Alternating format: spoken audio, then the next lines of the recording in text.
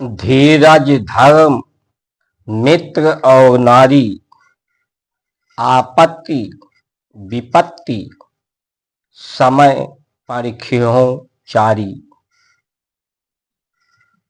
सकल संपदा नाथ तुम्हारी, मैं सेवक सुत नारी। आप सभी महान भावों से विनम्र निवेदन कि आपको भी लगता है कि ये विपत्ति आपत्ति का समय है, इस विपत्ति आपत्ति से समस्या का समाधान होना चाहिए, तो इस वीडियो को अधिक से अधिक पूरा देखें और देख करके अधिक से अधिक subscribe, like, share, follow, comment करें। इसलिए नहीं कि व्यू बढ़ाने के लिए, भारत संस्कार मंच का उद्देश्य स्वयं को प्रसिद्धि पाने के लिए नहीं, धर्म की सिद्धि के लिए है, सबके कल्याण के लिए है, सत्य धर्म के समर्थन के लिए है। आप अधिक से अधिक सब्सक्राइब, लाइक, शेयर, फॉलो करेंगे तो ये लाइक और सब्सक्राइब का पर्याय यही है कि यह आपकी सहमति है। हम सब धर्म सत्य बिंदु केंद्र धर्म पर एक राय हमारी बन सकेगी, एक सहमति बन सकेगी, और ये सहमति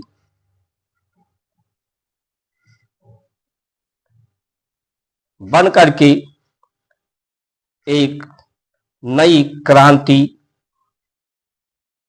नई जागरण पैदा होगा, जिससे सत्य धर्म की स्थापना होगी।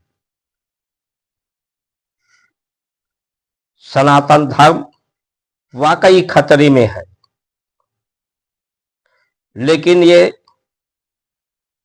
खतरे को हम समझ पा रहे हैं।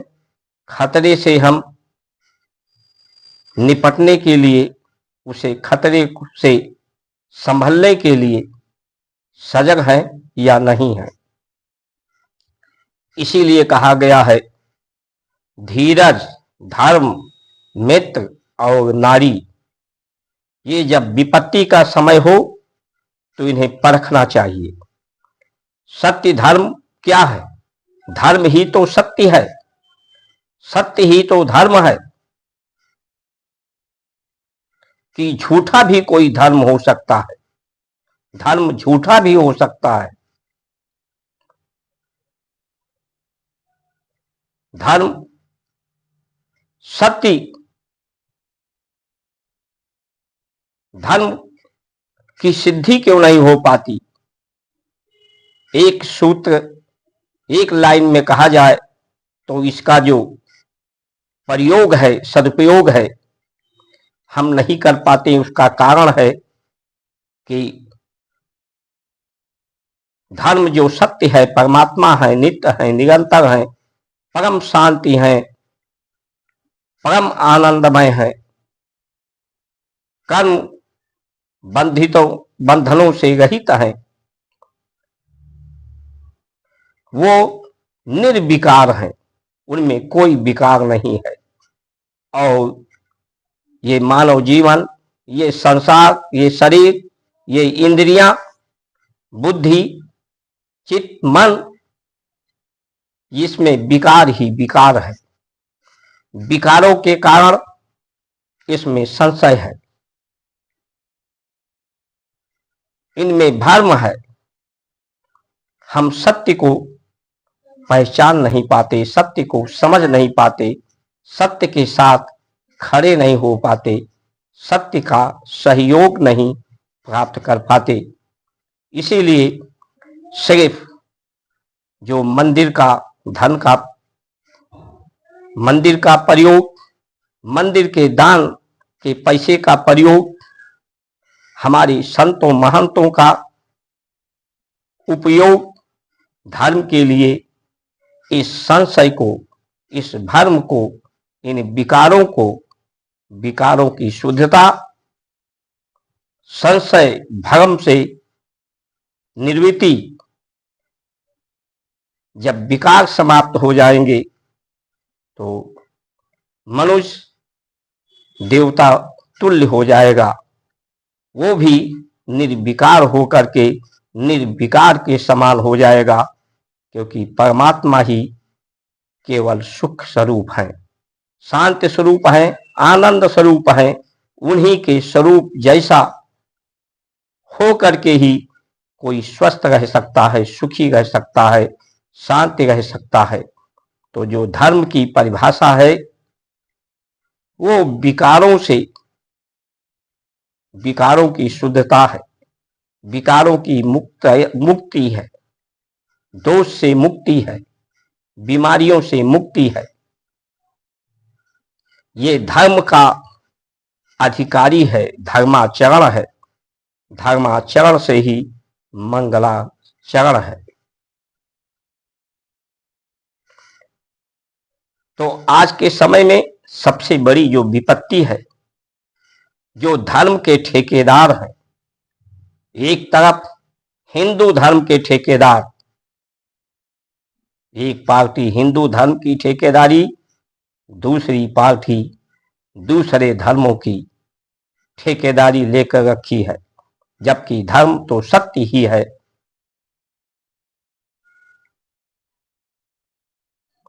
संविधान की बात करें तो संविधान शिक्षा का अधिकार देता है, यानी सरकारी तंत्र के द्वारा सबको निःशुल्क शिक्षा प्राप्त हो, वही तो शिक्षा का अधिकार है। यानी शिक्षा का व्यवस्था सरकारी व्यवस्था से हो। स्वस्थ रहने का अधिकार देता है, यानी स्वास्थ्य व्यवस्था सरकारी के तरफ से पूर्ण स्वस्थ स्वास्थ्य व्यवस्था हो। न्याय का अधिकारी, न्याय का अधिकार, न्याय भी सबको निःशुल्क और त्वरित तत्काल प्राप्त हो, ये न्याय का अधिकार देती है। अभिव्यक्ति की आजादी देती है। किसकी अभिव्यक्ति? सत्य की अभिव्यक्ति। जब अभिव्यक्ति की आजादी की बात हुई तो उस समय इतना झूठ नहीं था लोगों में कि झूठ की बोलने की अभिव्यक्ति देती है। लेकिन आज जो समानता का अधिकार, क्या समानता है? देश के 100 करोड़ लोग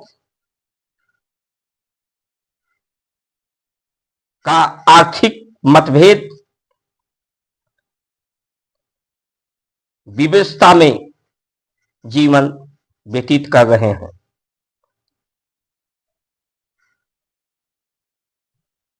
और जो समानता के अधिकार देने के लिए जिनका चुनाव हुआ, वो या जिन अधिकारियों का चयन हुआ, इन अधिकारों की सुरक्षा के लिए, उनकी सुख सुविधा के लिए अपना वेतन बढ़ाते हैं, अपनी भत्ता बढ़ाते हैं, अपनी सुविधा बढ़ाते हैं। ये नेता और अधिकारियों की गठजोड़। अभी 24% नेताओं ने अपना वेतन भत्ता बढ़ा लिया। ऐसी स्थिति में जब रुपये का मूल्य घट रहा है, लोगों के जीवन का मूल्य घट रहा है, देश पर कर्जा बढ़ रहा है, महंगाई क्यों है? महंगाई इसीलिए है क्योंकि इनके सुविधा के लिए अधिक से अधिक टैक्स वस्तुओं पर लगाते हैं। अपनी सुविधा प्राप्त करने के लिए टैक्स लगाने से महंगाई बढ़ती है, अपनी सुविधा प्राप्त करने के लिए। एक महात्मा गांधी थे, लाल बहादुर शास्त्री थे, या हमारे ऋषि मुनि थे, वो सुविधा पूर्वक जीवन नहीं, ना तो सुविधा के लिए लोगों के जीवन में दुविधा नहीं पैदा किया था, बल्कि सबके दुविधा को निकालने के लिए Mahatma Gandhi third class train के डिब्बे में चलते थे, लाल बहादुर शास्त्री सेकंड क्लास के में चलते थे,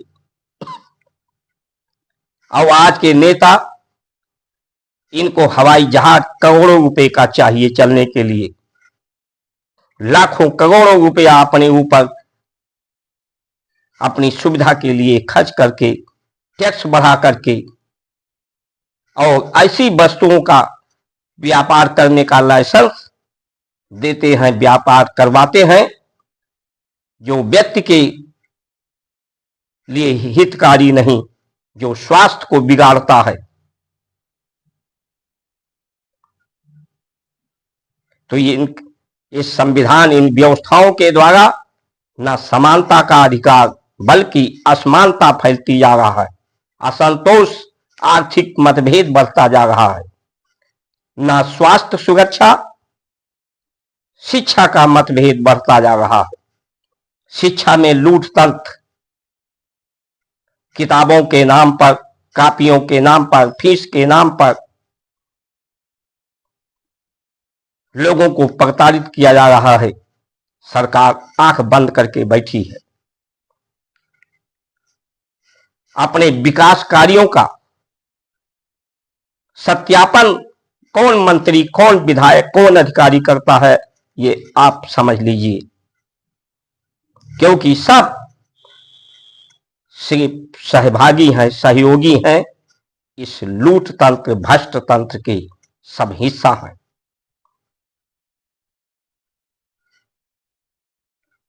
और धर्म को जो परखने की बात कही गई है, धैर्य की परखने की बात कही गई है, नारी को परखने की बात कही गई है कि धर्म को परखिए, संशय को मिटाने के लिए, संशय समाप्त करने के लिए, भ्रम को समाप्त करने के लिए। जब संशय समाप्त होगा लोगों का, भ्रम समाप्त होगा,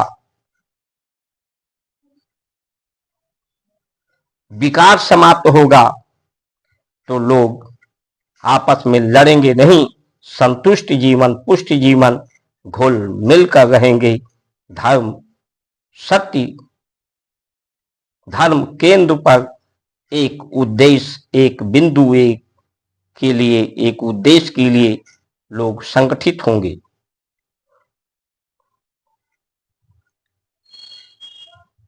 थोड़े थोड़ा प्रयत्न सभी करेंगे, थोड़े थोड़े प्रयत्न से, सहयोग से सबका जीवन यात्रा सरल और सुभग होगी। जीवन विश्राम के लिए है, थोड़ा प्रयत्न, और वो प्रयत्न धर्म के लिए, और विश्राम, इंद्रियों को विश्राम। इसलिए धर्म को परखने की बात होती है तो आज धर्म प्रासंगिक नहीं, सिर्फ धर्म के नाम पर ठेकेदारी, धर्म के नाम पर व्यवसाय, धर्म के बात होती तो सनातन बोर्ड की बात जो उठी थी उस पर चर्चा होती लोकसभा में कि हिंदुओं के धर्म जो सत्य धर्म है उसको लोग जानने के लिए, पहचानने के लिए, मानने के लिए, संशय को दूर करने के लिए, विकार को दूर करने के लिए उस धन का प्रयोग गौशालाओं के लिए, आयुर्वेद के लिए, गुरुकुल विद्या के लिए,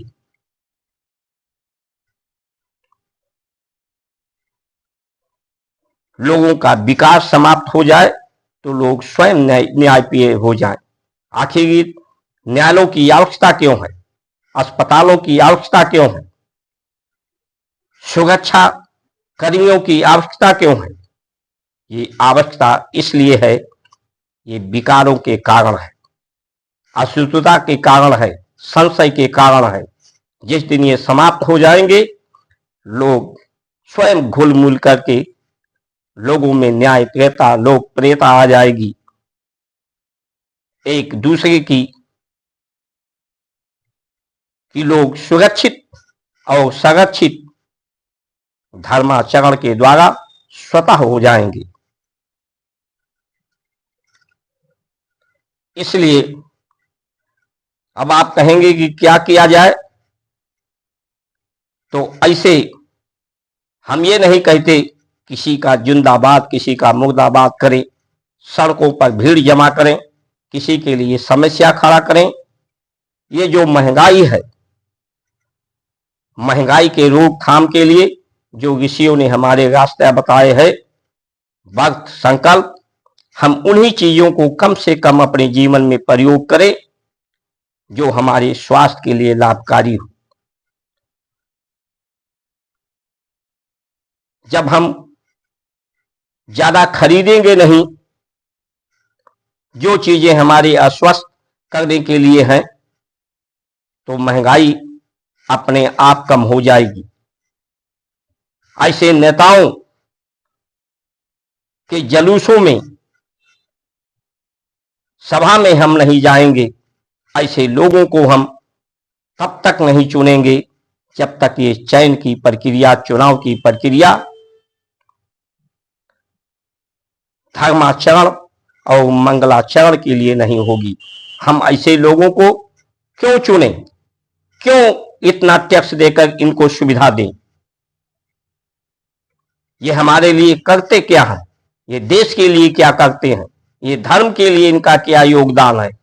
सिर्फ लूट घसोट करके, सिर्फ स्वयं के लिए सुख सुविधा जुटाना और धर्म के नाम पर, जात के नाम पर, आरक्षण के नाम पर। आरक्षण हुआ था कि जो पिछड़े हैं, अति पिछड़े हैं, वो पिछड़ापन समाप्त हो। इस पर क्यों नहीं समीक्षा होती कि कितनों का पिछड़ापन इस आरक्षण के द्वारा अब तक दूर की गई है। ये आरक्षण लोगों को आपस में लड़ाने के लिए, सब लोग धर्म के नाम पर, अधिकार के नाम पर, सुविधा के नाम पर, जात पात के नाम पर लड़ते रहें और ये सत्ता का सुख, इनका गठजोड़ प्रशासन और शासन का चलता रहे।